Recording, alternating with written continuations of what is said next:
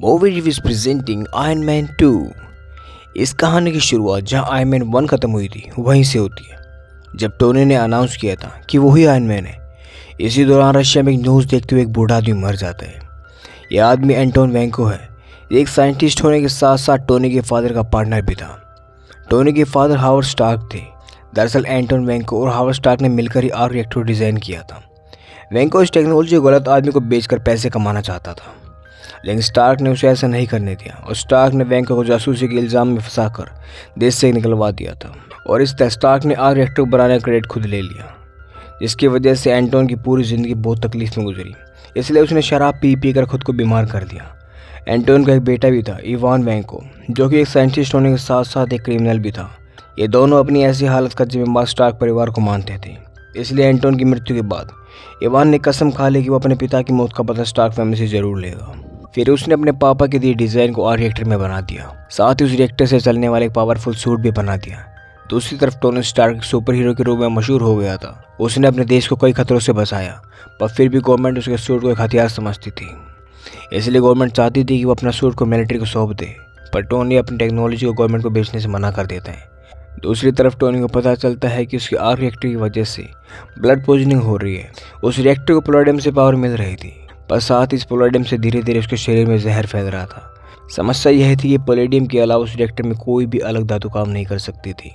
यानी कि जो रिएक्टर बॉम्ब के टुकड़े को उसको दिल के पास पहुंचाने से रोक रहा था, वही रिएक्टर उसे मार रहा था। साथ ही जब टोनी सूट का यूज़ करता था तो पॉइजनिंग और भी बढ़ जाती थी। टोनी अपनी इस हालत के बारे में किसी को नहीं बताता, पर अपनी मौत को करीब आते देखकर टोनी अजीब हरकतें करना शुरू कर देता है।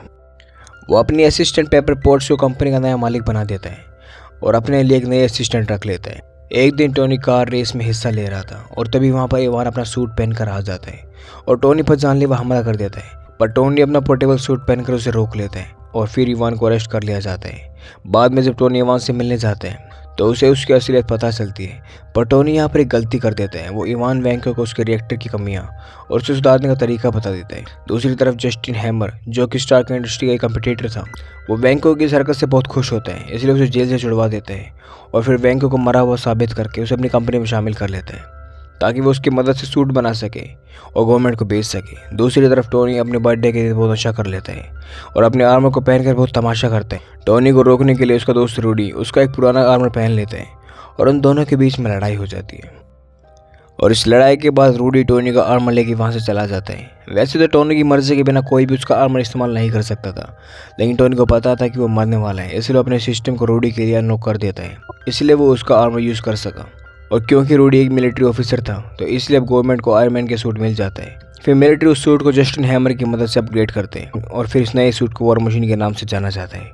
दूसरी तरफ शील्ड के डायरेक्टर निक फ्यूरी टोनी से मिलते हैं और उसे बताते हैं कि उसके नए असिस्टेंट एक जासूस है जिसका नाम नताशा रोमनॉफ है। निक फ्यूरी ने नताशा को टोनी पर नजर रखने के लिए भेजा था, क्योंकि वो बहुत उल्टी सीधी हरकतें कर रहा था। दरअसल निक फ्यूरी टोनी को पोलोडियम से बचाना चाहते थे। वो बताते हैं कि हावर्ड स्टार्क शील्ड के फाउंडिंग मेंबर थे, इसलिए शील्ड के पास उनकी बहुत सारी जानकारी थी और शील्ड के पास हावर्ड स्टार्क का कुछ सामान भी है जिससे टोनी का इलाज हो सकता है। निक फ्यूरी टोनी को एक सूट केस देते हैं जिसमें उसके पिता ने एक वीडियो रिकॉर्डिंग भी की थी। उस वीडियो में सीक्रेट मैसेज भी था जो टोनी समझ जाता है। हावर्ड ने जब वो रिएक्टर बनाया था तब उन्होंने उसके लिए एक नया एलिमेंट भी डिज़ाइन किया था, लेकिन टेक्नोलॉजी कमी होने की वजह से उस वक्त वो एलिमेंट नहीं बन पाया था, इसलिए उन्होंने आर्क रिएक्टर में पोलोडियम का इस्तेमाल किया था।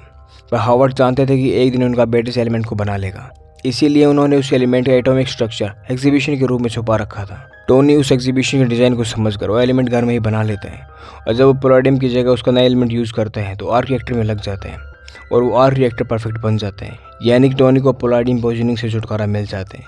दूसरी तरफ इवान टोनी के बताए तरीके से अपने आर्क रिएक्टर को और अच्छा बना लेता है, साथ ही वो नया सूट भी तैयार करते हैं। और जैसे इवान टोनी को कॉल करके उसे धमकी देता है, वो समझ जाता है कि वेंको जस्टिन के साथ मिलकर काम कर रहा है। दूसरी तरफ जस्टिन अपने अपडेट आर्मर को सबके सामने पेश करते हैं, तभी टोनी उससे पूछताछ करने वहाँ पर आ जाते हैं। पर तभी इवान वेंको वहाँ उसके खड़े सभी ड्रोन्स को और आर्मर को हैक करके टोनी पर हमला कर देते हैं। फिर टोनी इन ड्रोन्स को पब्लिक से दूर ले जाकर इन्हें तबाह करना शुरू कर देते हैं।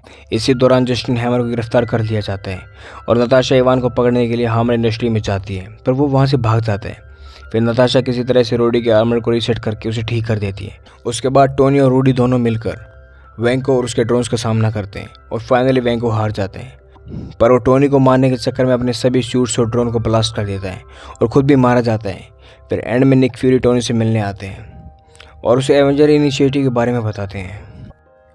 फ्यूरी ये डिसाइड करता है कि टोनी अभी एवेंजर्स की टीम में शामिल होने के लिए तैयार नहीं है क्योंकि उसका बर्ताव बहुत बेकाबू है, इसलिए फिलहाल के लिए उसे शील्ड का सलाहकार बनाया जाता है। मूवी के पोस्ट क्रेडिट सीन में शील्ड का एजेंट फिल कोल्सन न्यू मैक्सिको पहुंचते हैं और वहाँ उसे मैदान में बड़ा सा हथौड़ा नजर आता है। यह थोड़ा थोर का होता है और इसकी कहानी थोर मूवी में दिखाई गई है। और इसी के साथ आयरन मैन 2 खत्म हो जाती है।